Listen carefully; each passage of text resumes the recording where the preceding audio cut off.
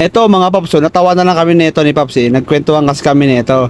So, sobrang pinagandaan niya talaga tong moment na to, no?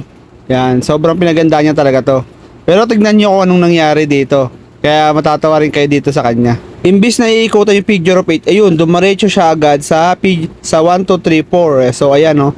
Yan. Hindi na siya nakadaan sa figure of 8. So, ayun mga Paps, ano, ayun ang medyo nakakatawang moment sa kanya, no? Kasi pinagandaan niya yung ano, yung 1, 2, 3, 4. So, focus talaga siya doon. Ayun nga lang, sa sobrang focus niya sa 1, 2, 3, 4, nakakalimutan niya ng ikutan yung figure of 8. So, yun nga, walang magagawa kundi retake talaga. Siyempre, kailangan niya ikutan yung figure of 8. Pero kung titingnan natin sa video yung kay Paps na ginawa niya sa 1, 2, 3, 4, kayang-kaya niya na, talagang nakalimot lang talaga siya.